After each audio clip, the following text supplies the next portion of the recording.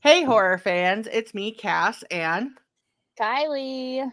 and we have on the famous, the shouted out, the well known man behind the Talking Tapes Media, Tiki. How are you? Hey, how's it going, guys? I'm finally on here. I'm a hard man to lock down for these things. I always say You I are. want to do them, and then I get too high and like forget. I mean, if this is PG, I smoke pot, but I do extracurriculars and then forget that I made plans. So, but I'm here now, and I'm ready to talk about Hell House LLC. Yes. So this episode is capping off it's actually starting off our month of Kicking off. kicking off would be a better Hell word. House month. Yes, and we are going to have some incredible interviews following this up. But we are talking about the original installment of Hell House LLC. We're going The to be talking. director's cut.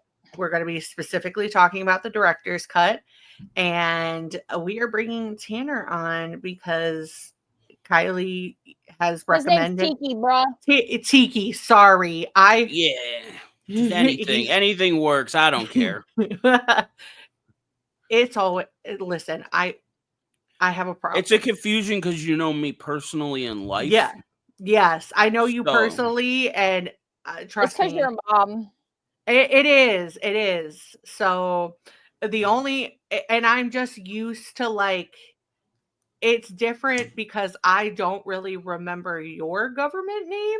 So like the one time We that we are were not going to talk about my government name, Cassandra fucking Lee. Are you kidding me? I actually heard her government name's Frank.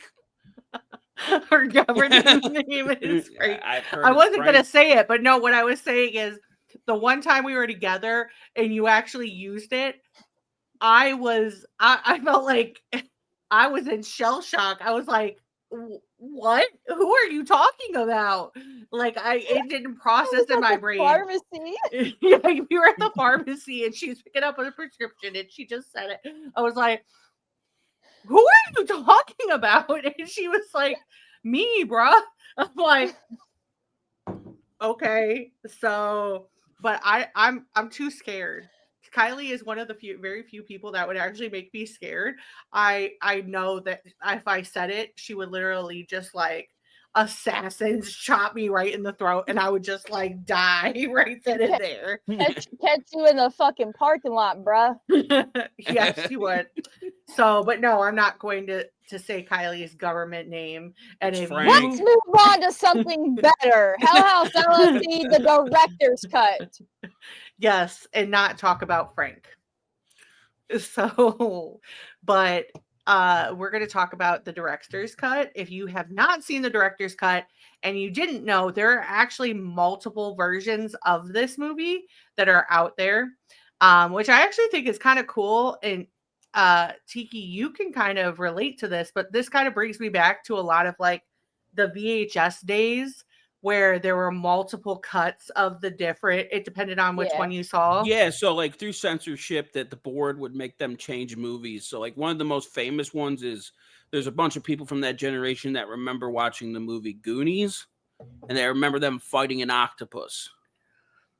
There's even Really?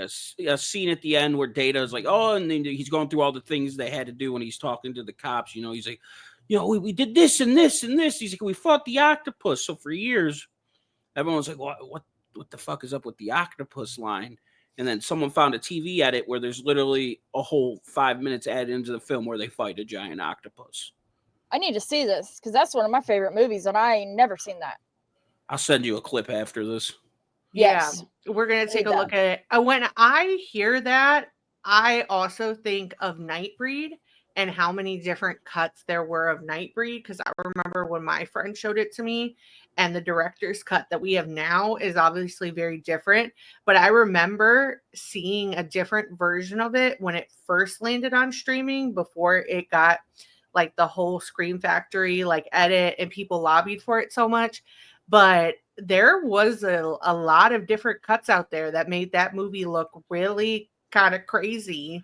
Probably the most famous reference you can go off of for something like that is the Blade Runner movies. Oh yeah, Harrison Ford. There's like I think there's something like 30 different versions or cuts of that movie you can watch. All of them are boring. I don't care what anyone says, but there's a lot of them.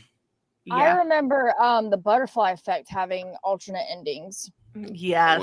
Which was same. It was, and to do that, it was just kind of very on brand for it because, you know, if you've seen the Butterfly Effect, you know what I'm talking about. Different outcomes with different endings, you know what I mean? So I always thought that was super cool. It does happen. It's not as something that we see as much now because there are a lot of different ways to get the unedited versions and stuff out. But especially like DVD, there were like the alternate versions, this cut, that cut. Like there are a bunch of different ones, and it does depend on the movie. Yeah, Hell House LLC, the director's cut, has like an extra 8 minutes of footage. It has more stuff at the end with Diane, which we'll get into that. Diane and her cameraman Jonathan. But if you go on Tubi, because I don't think it's on AMC Plus, but if you watch it on Tubi, at the end there is commentary by Steven. And it also plays interviews of the cast of like when they were kind of like, not interviews, auditions, but auditioning for the movie. And there's also kind of some deleted scenes because you see Diane like doing an interview, which, see, now I'm getting real like super genius and like everything that I know about the Hell House LLC universe. In the beginning of like when Steven was making Hell House, there was nothing but interviews just from different people. Like that was in the beginning stages. And that's kind of what's in at the very ending of the director's cut. But you also see the cast like interacting and just, you know, some cool shit pretty much. Yeah, I think it's great, and I do think that it is something that maybe streaming has helped a little bit more. Is we do get these cuts that then like fans are kind of pressing for. I know, like most recently, the one that I like think about a lot is the Krampus cut because the Krampus naughty cut is way different than the Krampus cut. Like the Krampus naughty cut, that movie should have been rated R. That movie should have been rated R.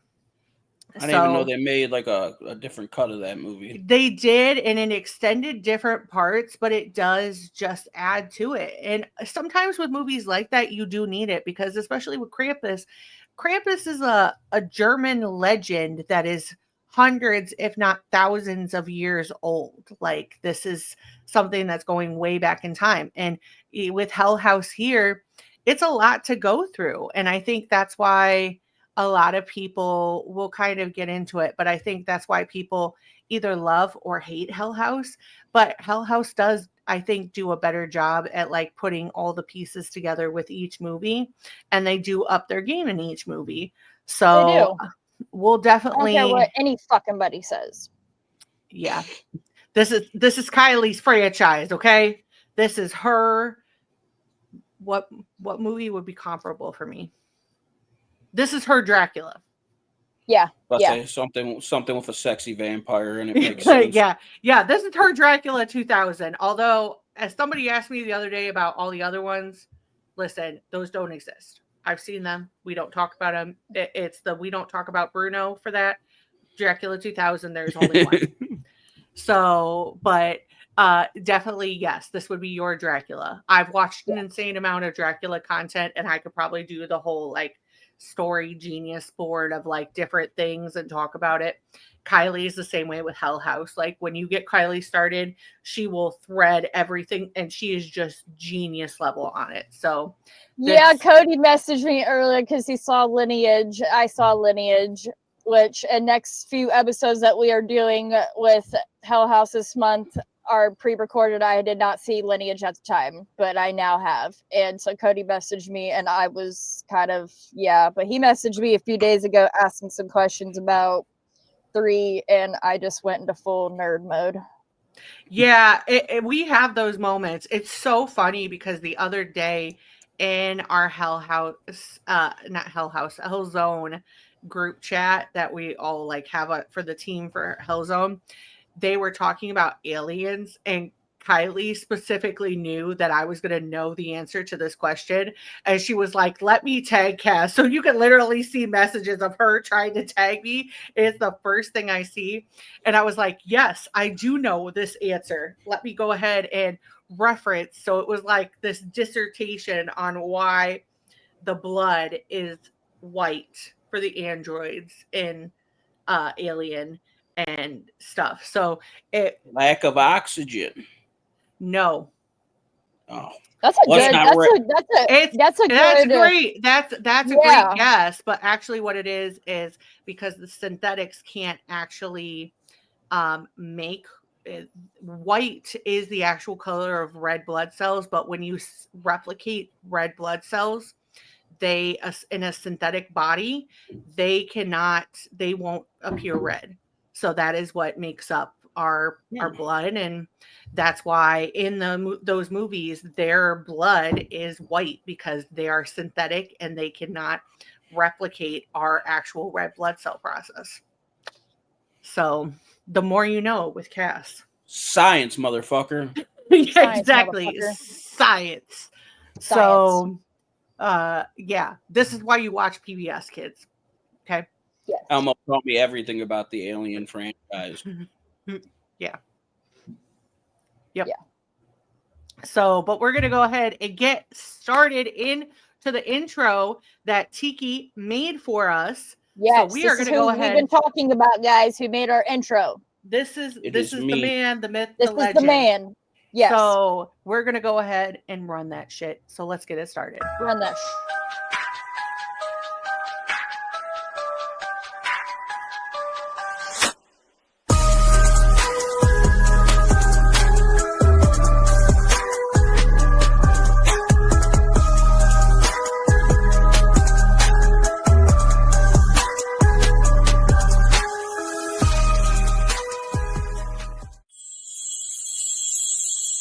Welcome to the Horrorcraft Podcast.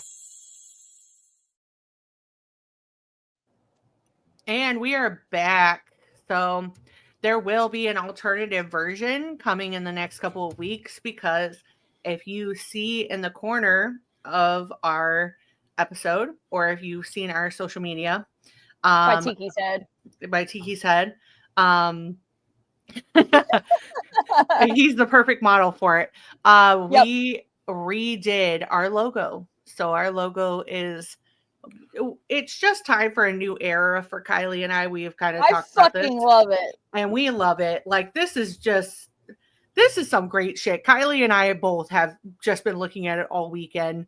Like, this is so beautiful. It's so I was great. walking in to get my spinal injections, and I'm like, oh my God, she's finished, and it looks amazing. And I'm trying not to walk into fucking people. Yeah, it really took away my breath when she did it. So shout out to Stickies by Sarah. We're going to link her stuff in the description. She has a great Etsy shop, but she's the one that does all of our stickers and does all of our logos. And she is incredible, but she really fucking killed it this time. And, you know, Kylie and I, the witchy stuff is great, but we just wanted something that reflected more us as horror fans, and this is exactly that. So we're super excited. So we are going to very quickly talk about talking tapes, and then we're going to lead into the next part, which is kind of a sneak preview of what else is to come for whatever, all the stuff that's under the Horrorcraft umbrella, which the biggest thing right now is getting Spooky Moms back on every single platform. So, Tiki, talking tapes. Yeah, so if you don't know who I am, I go by Uncle Tiki. It's a reference to the great Lloyd Kaufman. Talking tapes has been a multitude of things, but right now I am a media trash picker. That's what I describe myself as. I'm not an archivist because I can't spell it. I'm a trash picker. So I spend I'm a dirty raccoon. So I spend a lot of time like digging through archives. I buy blank tapes. A lot of these things you'll see on my channel, I've pulled straight from a VHS tape off of an old box TV in my living room. And I try to basically replicate a nostalgic childhood feel of cable. It's the best way to describe it. Right now, I'm mainly we're focused on some Halloween stuff, but I also am the only person on the internet I know doing midnight specials. So I'm from the Midwest. I grew up with Big Chuck and Little John. I grew up with Little Artie. I grew up with Joe Bob Briggs. And I wanted to do that myself, not in the sense of horror hosting, in the sense of giving you a 3-hour block all dedicated to horror movies and the things we love, while including our awesome community, which are horrible at responding to DMs, by the way, but I still love all you guys. So I feature like 10 to 15 creators in every episode. It runs 3 hours. And the last one, we had an independent film, independent short, music videos. But the next one we have coming up is going to premiere at midnight on YouTube on October 4th. And that's the second annual Halloween special. One second, I had a prop for this somewhere. So, yeah, we're going to make cool stuff. I'm going to put it all on the tape. But this is the one that started it all. And we're just going to celebrate our love of Halloween. We're going to show, I guess this is, I haven't announced it anywhere, so this will be the first place it's announced. We're going to show House on Haunted Hill with Vincent Price in color. Yes! Nice. We're going to have a bunch of creators talking about their love of Halloween, filled with retro ads, an unaired episode of a Horror Icons TV show, and a bunch of other cool stuff. So tune in, support your horror community, because that's all I want to do. And let's have fun. Yeah, that's pretty much Talkin' Taste. I also edit and produce a couple people's podcasts, I guess, in a sense. So you'll always see me on the internet creating something or doing something. I'm just a male YouTuber. Yeah, and if you had ever heard me talk about the collective before on this, it was Tiki, Brewster, Rick, and I. And Rick is from the Whole Damn Enchilada podcast, and Brewster's from Brewster Vision. You see Brewster on your screens once a month here for us. But we have since then gone on and done other projects. The collective is collectiving. And Tiki is the one that brought us all together. But you do a fabulous job at bringing people together. We will have, Kylee and I both will have parts in this new special coming up. And if you heard me talk a couple episodes ago about nostalgia with Cody and talking about having a nostalgic feeling of seeing myself on a VHS tape on a vintage TV, it was because of that special. Because I had a clip in there and I was over at Tiki's house and we watched it on his vintage TV.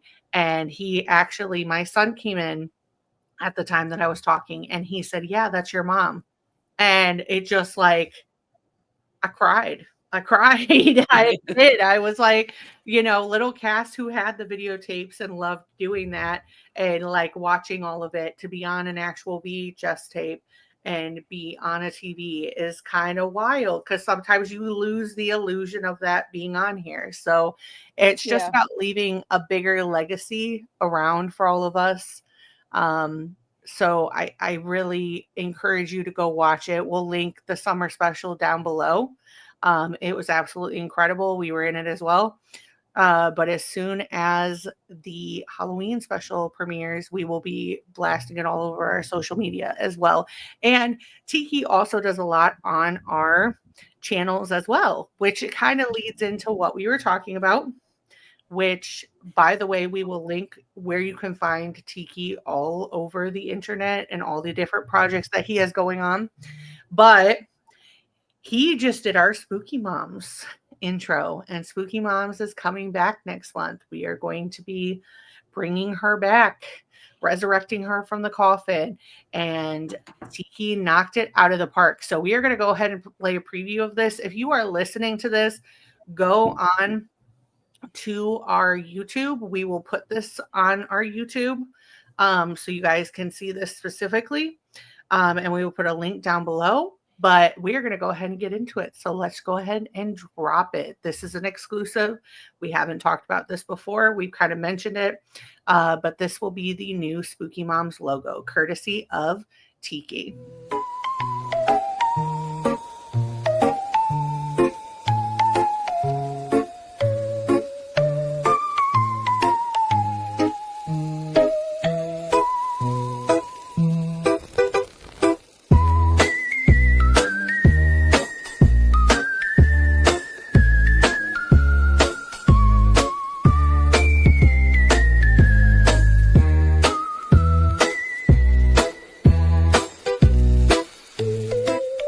Mother knows best, dear.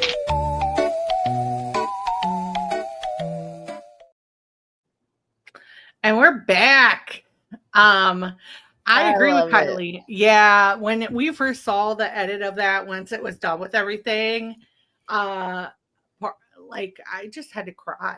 I think I've just been super emotional because of everything lately and like redoing everything. But you know, Kylie and I make jokes about us being the Lily Monster and Morticia of the horror podcasting world, and you actually made us that. So Yeah. Yeah, when you sent me the idea, because whenever, I mean, and if you're listening to this and you need a intro made, reach out to me on Instagram. Good chance I'll charge you like $10 because I think they're fun to make. But when you guys always hit me with the ideas and you give me artistic creativity, yes, like to make them, and I think that's the best part because then I'll go and I'll try to listen to episodes of what you guys watch or seek out a vibe that is going for it and work off of that. And honestly, that one just turned out sweet, and the music is probably my favorite part. I think the music's my favorite part. I loved that you went back in and you added that specific part of Mother Knows Best, dear, because I think that is so Kylie and I coded, like, just because it's not like the mommy dearest one, but it's just the very like, you know, well, I'm your mom. Yeah, and I feel like we needed at least one word from the ladies, and right now I feel like an idiot because I can't tell you if that's Lily Munster or it's Morticia. Okay. Yeah. But yeah, what's that? Because I spent a good like 2 hours just watching the shows. I was like, all right, I'm gonna binge through like 3 episodes of each of these just to get a vibe. And I heard that line and immediately was like, oh, I gotta yank that. That's the perfect ending. Yeah, it was great. And actually I showed it to my child and he was like, I don't know who those are. And I told Kylie, I was like, I have severely let down my child. He doesn't know who the Munsters or the Addams Family as that. So I have since made him watch the Munsters and he knows. So hey, that's better. You know my boy. I've let him watch horror movies since he was born. And I have a 3-year-old that'll go and like school old dudes on horror movies. And I'm like, yeah. I like it's cool, man, but don't tell this guy I let you watch Texas Chainsaw Massacre. I don't want to deal with CPS right now. I mean, you know, I let my kids watch some questionable things. I don't have stuff on that has like sexual content. Or the like only I don't put Terrifier on. Just, you know what I mean? I think the rules in my house is almost all horror movies are free game besides Terrifier movies and Rob Zombie movies. Yeah. Like, yeah. And then, like, if you pick my 3-year-old's like, let's watch Last House on the Left, I'm going to be like, no, we're not. Yeah, we're not explaining these things. Yeah, I feel like it just depends on comfortability level. You know, Brayden, he picks and chooses what he wants. Now he's playing Dead by Daylight because his cousin got him into it. And I think now he's just like, this is cool. He literally, Kylie and I were on the other day talking about it. And he was like, Aunt Kylie, I got to tell you something. And he literally showed her the switch and he was like, this killer was so dumb. He like went in the most obvious spot. And I literally ran away from him. I was like, yeah. What do you say to that? But like, it does just depend on how you feel like comfortability level. So we definitely advocate for that at Spooky Moms. But that episode will be coming out next month. We are super excited because we are doing a Hellzone pick, which is Monster Summer. Which was really cool. If you want to watch that before you go check out the Spooky Moms episode, it is currently on Paramount Plus. Yes. But we are going to now table that discussion after we had that full moment, and we are going to talk about Hell House. Before we do, though, because you are a big physical media person, if you could recommend one thing for someone to watch that is a beginner into horror and really wants to get into the more side of horror that we advocate for, what would you recommend? Oh man, for just like a beginner horror, Yep. like this is your intro. Mm-hmm. I mean, the generic answer is the first Halloween movie, and I want to say that, but my That'd intro be my answer. and one of the movies that still shapes me to this day. And if you've been in my house, I think you could see him in the background. Show your kids Gremlins. Gremlins Yep. is the ultimate intro horror movie for anyone. Mm-hmm. It's fun. The critters are cute, and it's the greatest movie ever made. That Yep. or Critters. You can always have fun with Critters, but the obvious choice will be Halloween '78. That should be everyone's Yeah. first horror movie. It should be the first one that makes an imprint on you. Yeah, I mean, agree. I agree with the Gremlins. I feel like Gremlins is required. If you have never watched Gremlins, I'm a little. Let me drop a controversial opinion in here real fast before we get talking about Hell House. Gremlins 2 is a way funner movie than the first Gremlins, and it might be because I am on the spectrum. It doesn't allow me to watch it any other time of the year unless there is snow on the ground. I cannot watch the first Gremlins because I feel it's the greatest Christmas movie also. Yeah. Yeah, So I have can't to watch wait. Yeah. Yeah. That's like one of my complaints about Terrifier 3. It's like, great, now I can't watch this franchise as a whole because I'm not watching a Christmas movie in July. Yep. You're not going to con me into it. Yeah. I'm the same way when it comes to just certain like holiday movies. Like I'm only watching them around that time of year. Like the math don't math. Yeah, it's not making sense to me. If I'm seeing snow on the TV, I want to see snow outside. Yeah. Yeah. I feel like there are just certain ones like after November. Like I feel like some of the Black Christmas movies you could watch past Christmas, but like the original one and like some of the other ones, like I'm just gonna say it, you can't watch Krampus in July. I've tried. No. You can't. It's too inauthentic. Like it's just you gotta watch it once you get. Listen, I don't give a fuck about Thanksgiving. It just makes the movie better too. Right. The season. It does. The feel of just having certain movies on when it's the holiday season, it goes into just like the traditions that you have with your families and with yourself, and it just sets the vibe off completely. Yeah, it's kind of like people talking about The Nightmare Before Christmas. Like, is it a Christmas or is it a holiday? For me, I always feel like you could start watching it in September and you could keep watching it until like end of December. But after that, it just kind of feels weird because then it's like the whole scene of like 364 days until Halloween, like that kind of thing. Like the best way to watch that movie is by putting it in your trash can. Bruh. I'm just kidding. I'm gonna piss him. That movie's so bad. My kid loves it too. I hate it. It's I mean, so bad. I love it, but I also think that once you kind of like get out of, like, for us growing up, that was a big thing that, like, you couldn't find as much horror merchandise. So like your family members, different people like that could get you Nightmare Before Christmas stuff. And that was your way of kind of being spooky without being too outside the box because it was a Disney movie. But once you get to the other side of it, like, I'm sorry, I am a Sleepy Hollow Tim Burton fan. Like, if you don't have a tree of death coming and like blood and, just that whole thing, Christopher Walken, like biting somebody's face off with his razor sharp teeth, like that to me like lives rent free in my head. I will always love Sleepy Hollow, and that's the other reason why I cannot watch Sleepy Hollow past like fall season, because it just feels I'm like biting weird here. Sorry, that's a horrible Christopher Walken impression. I'm eating faces here. That was great though. But yeah, talking to me the wrong way here. Looking at me all wrong, my guy. Yeah, that's a Joe Dirt reference. Burn your face with a soldering iron. He is great, but he's so underrated in that movie too, because he's fucking terrifying. Like Christopher Walken is an undercover horror icon. He really is. Oh yeah. He really Prophecy movies. Oh, 100%.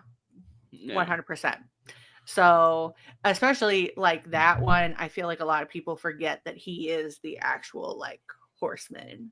Like, I understand he's not in it as much as he like you would normally see him in something, but he is the actual like Yeah. you see his face like there are You're very not gonna, you're not gonna see his head much. He's the fucking yeah, headless he's the horseman. headless But, like horseman. that's who it is.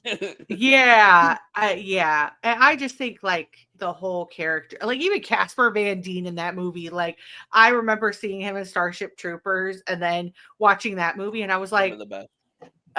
I love Starship Troopers, so the fact that he was like then in a Tim Burton movie, I'm like, Growing up as a kid, since I grew up poor, so all my favorite movies are like 10 years older than they should be. Mm-hmm. And I remember my mom, I would repeatedly just put on Small Soldiers. Then I put on that on repeat to the point where like I knew who Jake Busey was at like 7 years old. I was like, it's fucking Jake Busey, Mom. My mom was like, what are you talking about? He was in Identity. He was, and he's in a lot of also just different things. And his daughter was Chrissy Wake Up, from Stranger Things. She was Chrissy, the cheerleader that ends up biting the dust. Kylie hasn't seen. I still haven't watched all Stranger Things yet, but just give up on it. I just tried to watch it all again. I was like, dude, I've rewatched this show like 9 fucking times. I mean, it's been a lot of time in between all of them, so I get it. It's one of those things with horror TV that I think sometimes you can get disillusioned. I'm so fucking tired of it. I'm so tired.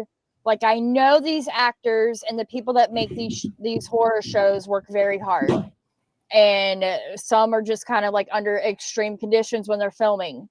But like, can we please quit going like 3+ years before we get a new season of something? Yeah, it's kind of hard. I'm speaking to you, Yellow Jackets people. The clock's ticking.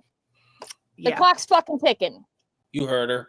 You heard her. You heard. People. You can't say that about From though, because From they have as much as it's upsetting that it's not. I will let that go, and I will let the Real Vampire Lestat go because I want it done right. And I'm just like Yellow Jackets. You made us wait like 3 fucking years for season 3. Are you gonna do that again for 4?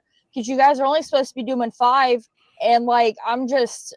Yeah, if it goes past a certain point, like I just like Euphoria, I don't want to fucking watch that. I don't want to watch the new season come out. That's literally been almost 4 or 5 years since a new season. Angus Cloud died. Y'all killed Ash.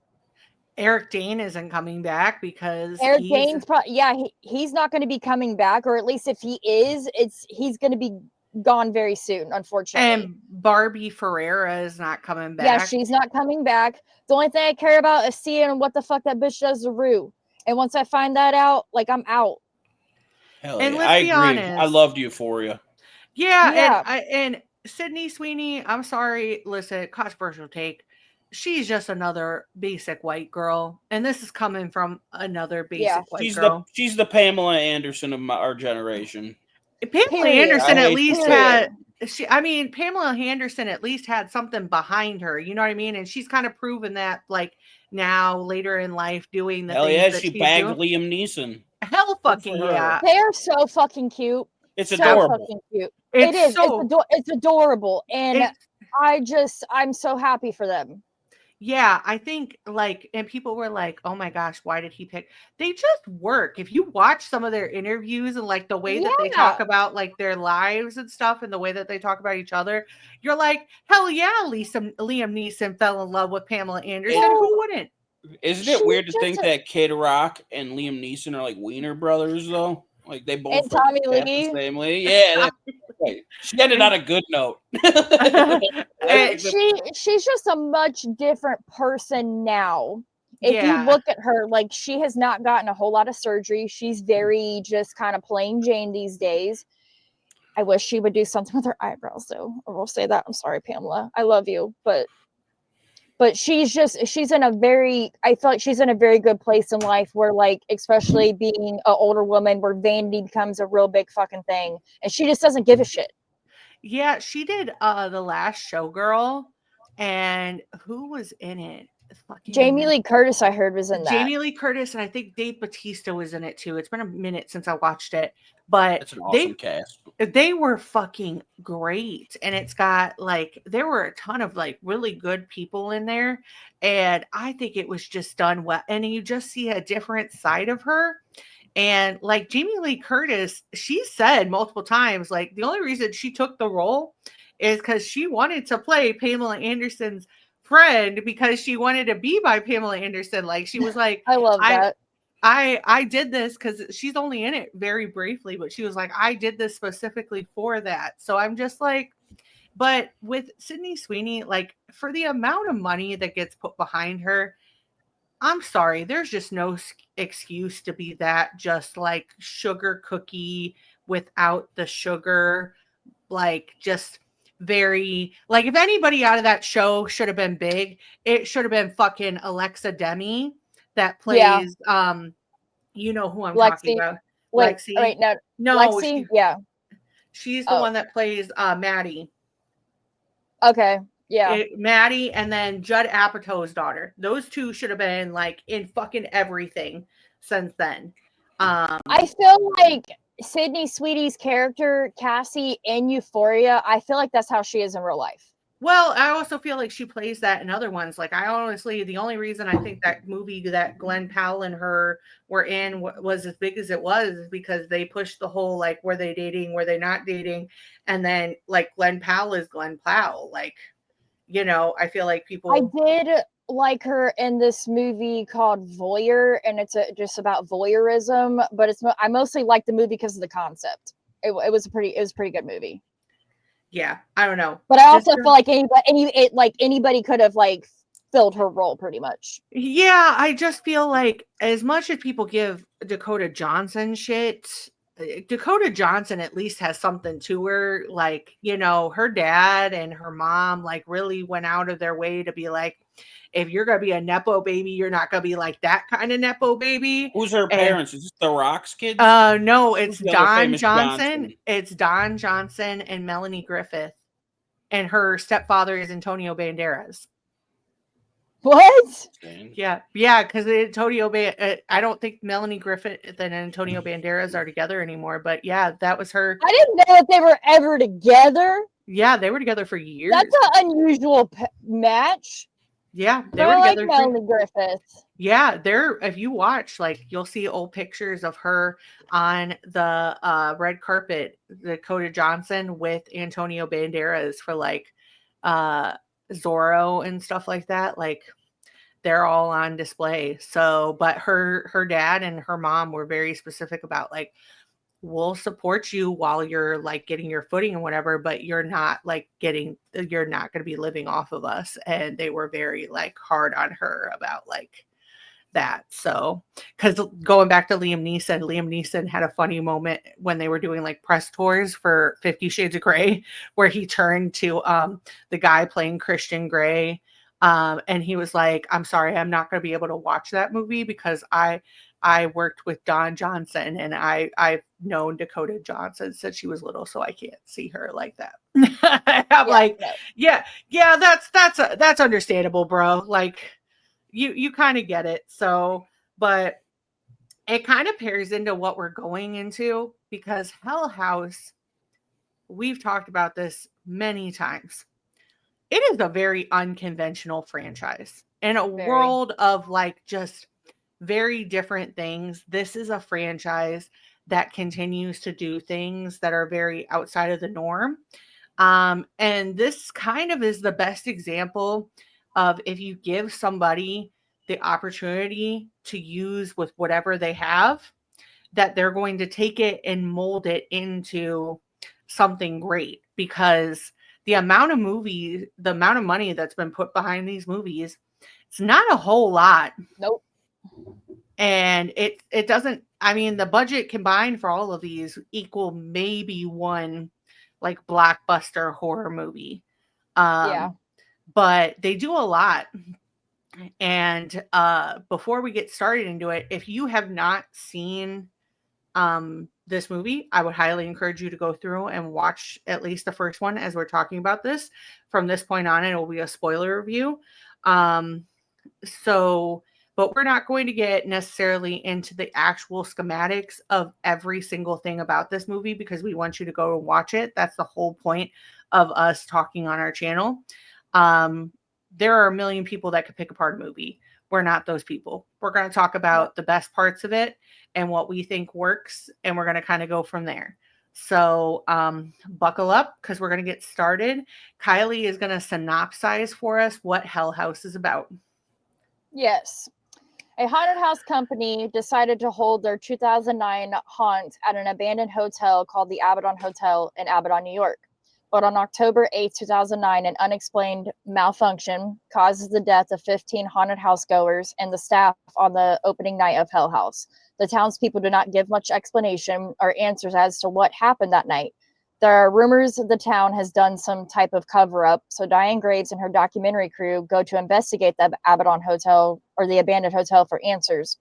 One of the Hell House crew members, Sarah Hovel, reaches out to Diane and her crew to talk about the incident that happened that night and brought all the disturbing footage from the weeks prior to opening night of Hell House. Hell yeah. Yep. We did discover when we were talking about this, I've actually been in front of the hotel they used in what the fuck is the city? Why am I forgetting it now? Layton, PA. Yeah, Lehighton, PA. Right next That's to how you say it, Lehighton? Yeah, Lehighton.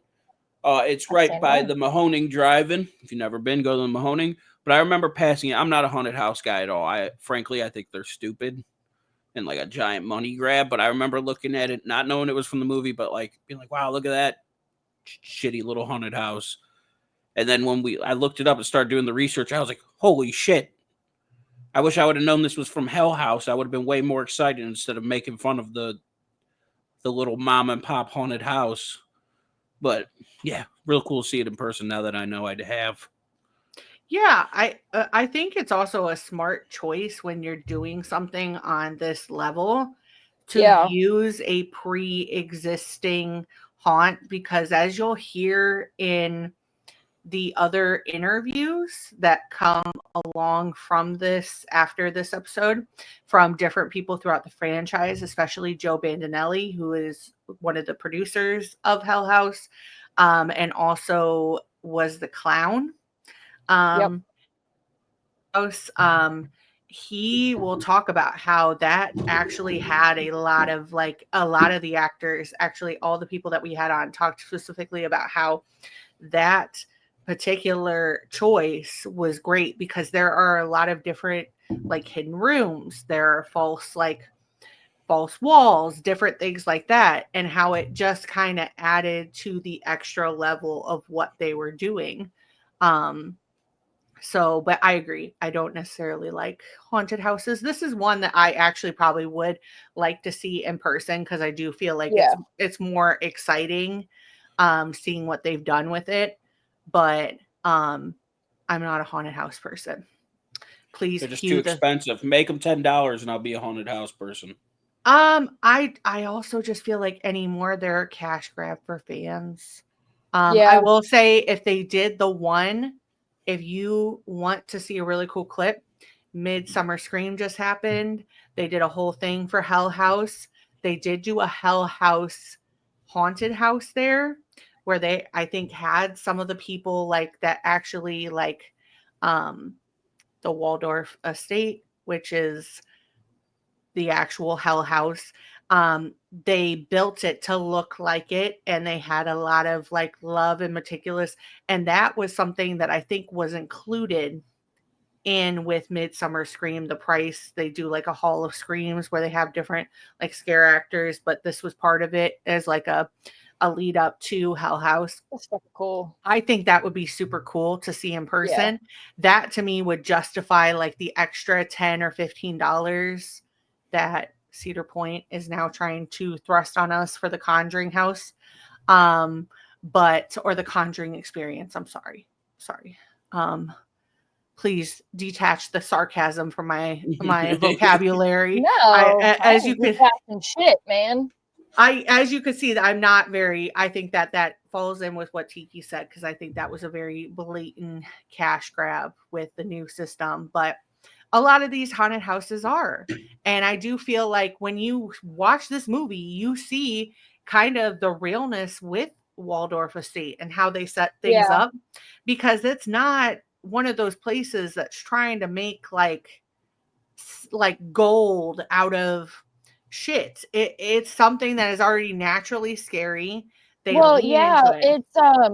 it is a haunt every season, but it is an actual haunted hotel. Like there's a history there with it, and people go there and pay money to do overnight stays, like paranormal investigations. I've been meaning to check out a clip. Someone was just recently there and posted on their YouTube about, just stuff that they caught.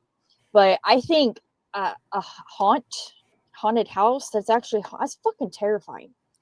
Yeah, I feel like if it's actually I don't think the Waldorf tries to make any false claims, and we live in a state where there is littered, and I will just use Mansfield as a prime example. But we have the most haunted houses out of any state in the United States. We're at I think 293 this year. And a lot of it is the venues. A lot of it is more rural type areas like mine or Kylie's that have a lot of farms, different things like that. I just feel like that's maybe a little bit more authentic versus Mansfield's great because that is an actual supposed to be haunted. But the bad part about it is I know from going and doing the tour there that at certain points in time, people who go and do videos there, they try to dial up the real scare factor and everything there, which I don't think is the greatest thing. I think you just need to let the place speak for itself. You already had a very prominent, Green Mile is based off of the Mansfield Reformatory. Yeah. So you already have something kind of significant that happened within those walls. I don't think we need to dial it up anymore and make it just completely out of the norm. I'm just not going to a haunted prison, man. I live up the road from Lucasville Prison, and that motherfucker is haunted. I always, when I was going to school for criminal justice and human services, that was kind of my idea, was even getting a job there at the prison, even though it kind of terrifies me because of the riots and they house kind of the worst of the worst. But as soon as I heard that it was fucking haunted, no, fuck you. We actually, when Cass came over last, we had a conversation about something like this, and I'm not scared of anything supernatural. I always tell everyone I grew up in inner city Cleveland. I've seen the worst of the worst. If I get the chance, I would make love to Annabelle the doll just for the clout. He would. I would. He would. We had this legitimate I'd conversation. Bust her hips. We need to find Alex, the ghost. Alex the ghost, shout out, which is kind of funny because Tiki is coming on for a Halloween Reddit story. But to let you know, Tiki, we had to fall in line with that story, we had a Reddit story that somebody was having a sexual relationship with a ghost named Alex, and they weren't they didn't know what gender they were, but they very much missed Alex. I would have gave that ghost the most mediocre night of its life. I brought it right back just to kill me. That's great. That's the soundbite right there. Yep. But at least you're trying to show Annabelle a good time. Matt, I don't want to show that bitch a good time. I'm not gonna call her back. That's you go ahead, Tiki. I want no fucking parts of that hoe. Kylie and I just recently found out that we're going to be at Scarefest, and we recently found out that they're bringing Annabelle to Scarefest, and Kylie and I we're not going anywhere near that. I want no fucking part of that shit. I don't care if it's real, if it's not. The shit that's been going, I want nothing to fucking do with it. Well, not only that, Annabelle is now, for lack of a better term, I'm sorry, people in the paranormal community can come for me for this, but in all seriousness, Annabelle is now Matt Rife's bitch. So I don't want anything to do with that. In the logistics of Annabelle, not to go too off subject about it, but Ed and Lorraine Warren are the greatest con people of all time. Yes. That's just a Raggedy Ann doll they picked up at a shop and made an elaborate story about, in my opinion. Yeah. Threw it in their museum, tried to make money off it. I'll make love to it, is all I'm trying to say. I would do it. We're gonna aftercare and everything. We're gonna make Tiki's dating profile after this for that. Anything. If you guys got haunted items, message Talking Tapes Media and I'll bang it. I'll do it. That's a great promo. Just to prove to you Ghost can't do anything. But it's just it is one of those things with, we've talked about it and maybe we will do an episode, but like what The Conjuring, they're good movie. Like the first and second one are good. The ones after it, I think if you take, like, you separate Ed and Lorraine from it, yeah, and just for what it is as a movie, they can be great. But I also think that I'm just really turned off by mainstream horror right now. Like, I'm just very turned off by it. Yeah. Like, I went and saw Lineage, and the hate that this movie is getting is fucking atrocious. And these are the same people that will praise fucking Blumhouse, A24, that these are their fucking favorite movies. They're great when there's no fucking substance to the story fucking lines. And I'm tired of it. I really don't know about am. A24. I mean, I think they're overrated, but fuck a Blumhouse movie. Yeah. I mean, don't get me wrong. Like, was on the lens. Hate that shit. I didn't think Talk to Me was that fucking great. That's an A24 movie. There are like movies that I do like in Blumhouse. I'm not saying that they're all stuff, but there's a lot like where it's just like I expected more because of who it's coming from, and you drop the fucking ball. Like, I'm gonna say it again, Heretic. I'm very disappointed in that fucking movie, and I'm a person who goes into a horror movie and I just try and enjoy it for what it fucking is. But I just feel like they're just gassed up. And like they don't fucking deliver, they don't land it, they drop the fucking ball. I think we're losing the point. The point is, and I think this kind of ties in with what we're talking about with Hell House, and this ties in to Talking Tapes and what Tiki is doing.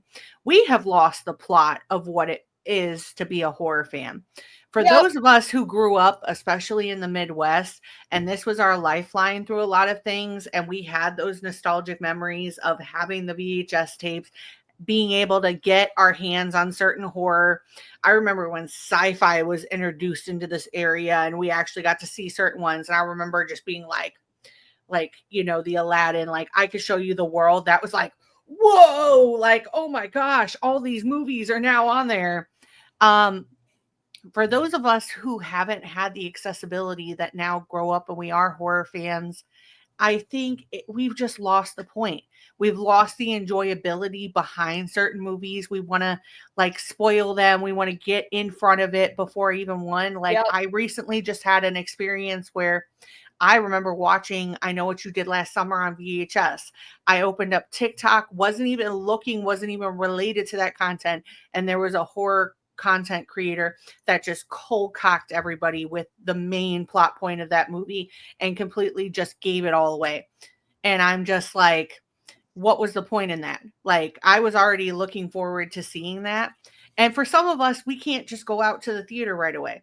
There are certain movies, like Kylie just drove almost 2 hours to go see Hell House Lineage. There are certain movies that we have to pick and choose, especially being moms, that we go see in theaters. But there are a lot of times where we have to wait for it to be on streaming or to be on demand. And I paid the money for it to buy it on demand. The $30 that it's up to now to buy a brand new movie. Girl, get a Blu-ray player. That's insane. At least you can resell your movies if you don't want them anymore. I think I'm just going to start getting back into that process. I really am. Well, so I just think, like, as, you know, horror fans, like, it's cool to be a horror fan now, which is bullshit because of all the shit, you know, we get as kids because we fucking loved horror. Why do you like scary movies? My fucking birthday's in October, bro. The fuck you mean? Like, My dad doesn't love me. That's why I like horror movies. yeah, my mom's mean to me. I love horror. Yeah, You like know, you but know, just you're so many duds we'd have to go through to find that good fucking movie. or But the it was a fun journey and adventure. or the amount of like, I know for me being just a vampire lover growing up, the amount of just like shit I took from people for like liking vampires. And then I remember Twilight hit, and I understand like, but people like that. And I'm like, I've been here since Lost Boys. Like, I remember being introduced to that. I remember being introduced to a lot of different like vampire media, but people would make fun of me. I remember specifically loving Sleepy Hollow and having the tree of life, which is like the tree of death, in that on my notebooks, and people thought I was a serial killer. Like, people did not think of me kindly because I was a plus size like horror fan, and they thought I was weird for wanting to spend my weekends watching horror movies and being in my element. But look where I am now. And apparently I was fucking right, because now all of you are on that fucking bandwagon talking about how you love horror movies. And it's okay to like not have loved it and be in it, but you're starting to ruin the experience by buying into this commercialization of horror. And you can't sit here and say that you like movies like this and then buy in deeply to some of the deep like commercializations of horror. Like, it's just not happening. Well, and Hell House, even before Lineage came out, Hell House, it gets a lot of hate. It's a found footage film. It's an indie found footage film, okay? And some of these people just cannot grasp the concept of what being an indie filmmaker means. You're not getting a big budget like Blumhouse or A24 or New Line Cinema. Like, you're working with what you got. You're turning shit into gold. And if you're able to do that, you're a fucking boss.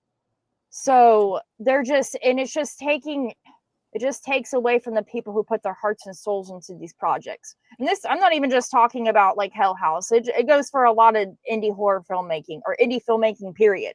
Like, these are people's lives, their passions, their art. Like, we need to respect that. If you don't like it, keep it pushing. But like, also to sit here and say why you don't like it. Oh, it sucked. Okay, but why? But why? Yeah, constructive criticism Yeah. is one thing. Just saying something sucked off rip because of this and that, like, you could say whatever. Like, I didn't like the Wolfman movie that they came out with. I did think Julia Garner, though, was great in it. And I do think that they tried certain things with it, but it just didn't land, especially when you followed that up from Invisible Woman. And that was a Invisible Man, sorry. And that was great. Like, well, like when I very first watched Hell House, that was the first horror movie I had seen in a long time that genuinely had me fucking scared and made me jump, which is kind of hard to do when you're watching horror movies all the time. But it was the first one in a long time that could make me fucking jump and be scared in the middle of the fucking night when I'm up going to the bathroom. I'm afraid fucking the little girl in white's gonna pop out of somewhere, or the fucking clown. You know what I mean? It's just kind of hard to do for me. So I don't think. Go ahead, Tiki. I would say I think that's the beauty of found footage films, is because they bring into a sense of realism, which is it's not in here, but I met the whole cast of the Blair Witch, and I am an avid defender of the Blair Witch. I fucking love the Blair Witch. But another good one, I think the best part of Hell House is how much it revitalized the genre of found footage, because the last good one before this was Grave Encounters. Yes. Yeah. Which is the only one I can think of. Fuck Grave Encounters 2. That doesn't exist. We don't talk about that one. But I remember Grave Encounters like genuinely scaring the fuck out of me as a teenager. Yeah. When I watched it. And that's the similar vibe because I rewatched Hell House when you guys were like, hey, let's talk about it. I was like, all right, I'll give it a watch. And just the style, the fake interviewing, it's genuinely terrifying, because if someone just walked in blindly, you didn't tell them it was a movie, you looked at them and you went, I'm watching the History Channel, there could be a general confusion that this is a real thing that actually happened. And to me, that's why I love found footage films, because denies the sense that I'm watching a movie. I'm not watching camera angles change and cuts. I'm watching one dude with a camera make art. So I mean, Hell House is revitalized the genre, and I think it deserves its flowers for that. Even though no one still cares about found footage, and it should be loved a little bit more. Yeah. I think because even after I watched Hell House, I'm like, is this fucking real? Did this really happen? And of course, no, it didn't. But like, there is, the Waldorf Estate of Fear. But if a found footage movie is able to make me do that, it's fucking good. Well, and it just showed that you can blend the real and the fake in and do it seamlessly, because then you see this movie go on further and how they connect it going forth.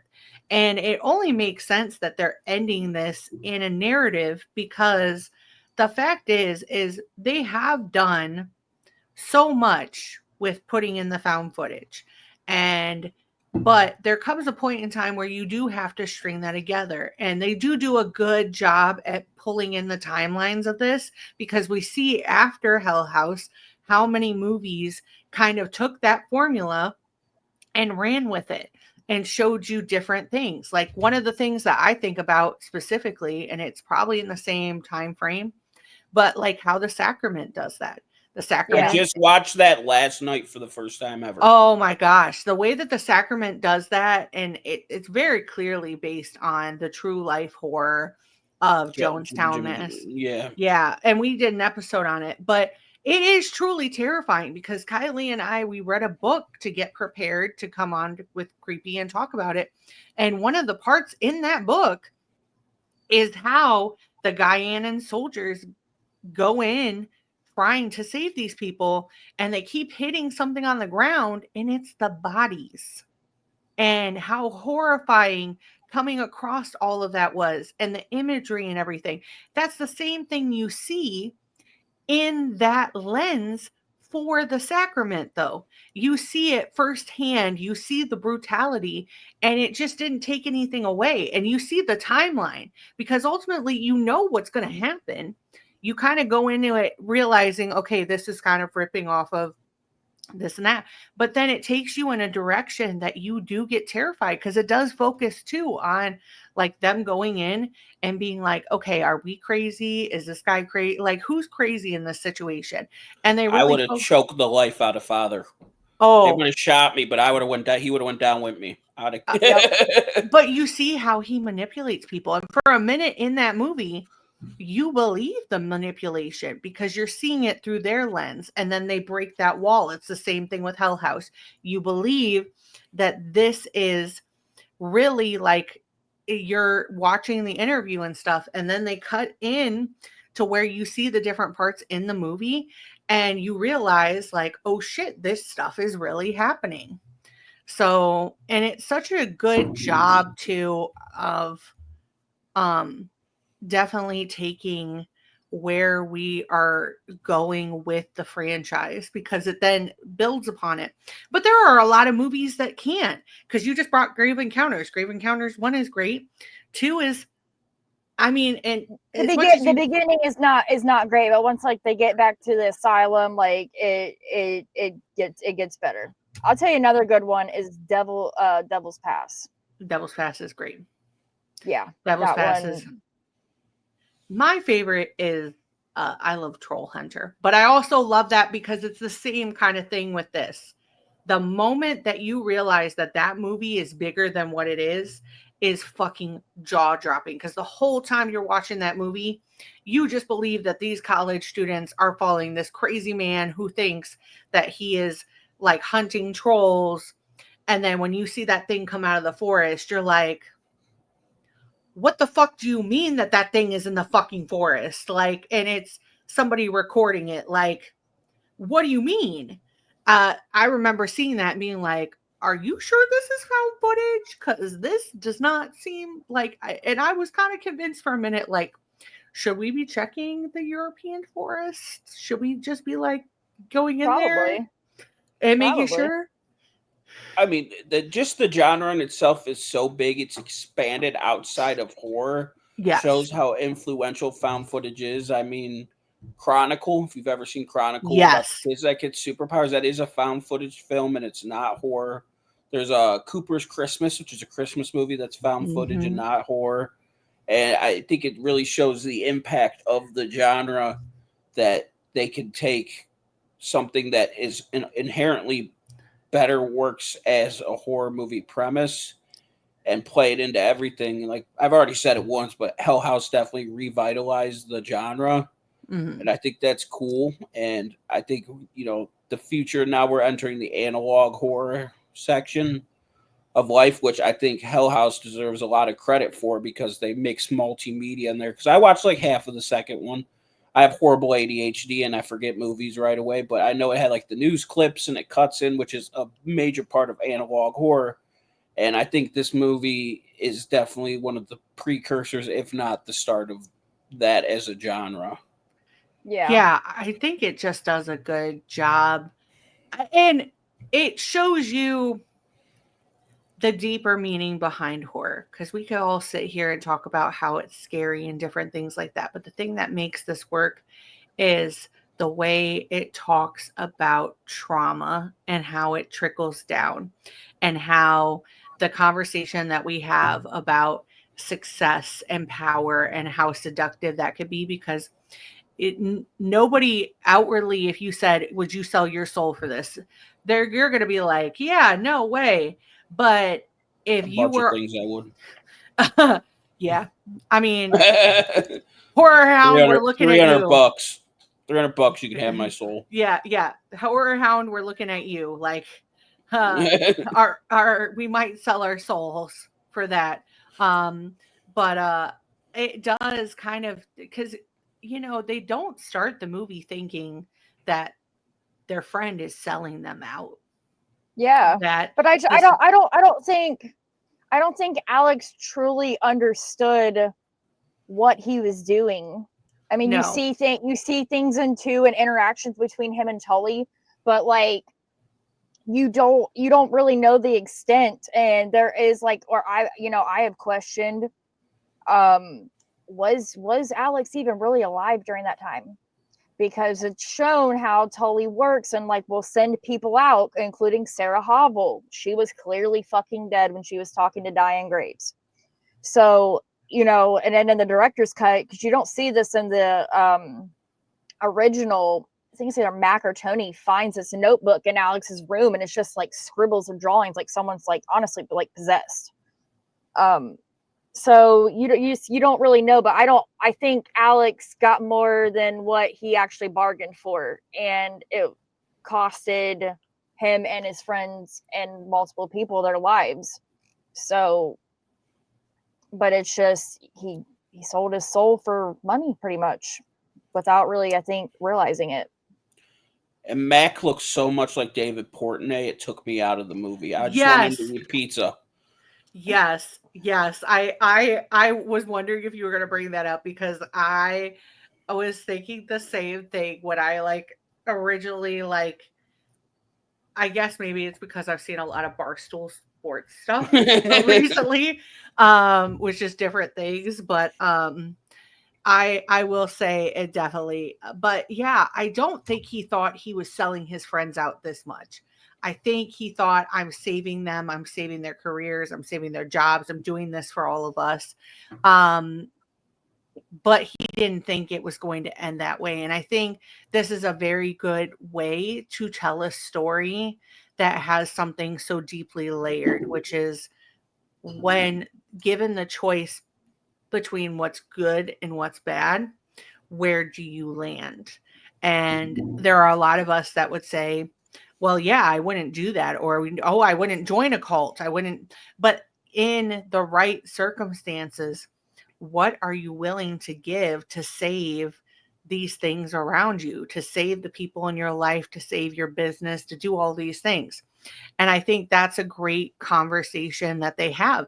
The other thing that I think is great, and we've talked about this in every single one of these interviews leading up after this, the way that he plays with space, Stephen Cognetti, and inanimate objects, and the way that he tricks your mind, it is trippy, because on paper, a lot of this should not work, but it works because of the way that he kind of breadcrumbs you through this whole entire movie.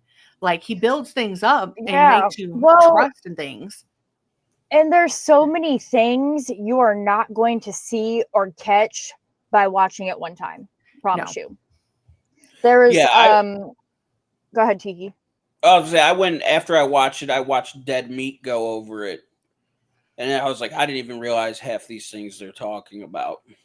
It really is one of those movies that pays for constant rewatches because there's so much little detail in the background. Yeah, like in the beginning when they get there, you don't hear, and this wasn't even pointed out to me by watching it, but in the Hell House Fanatics group I'm in, Jen posted a clip, and it's like when they're in the dining room, like when they first get there, and it kind of goes quiet for a second, but you hear "You're all gonna die," and I haven't heard it except when she posted that clip, but I heard it today when I was watching. I'm like, oh my fucking god, there it is. Yeah, that is terrifying. Hold on.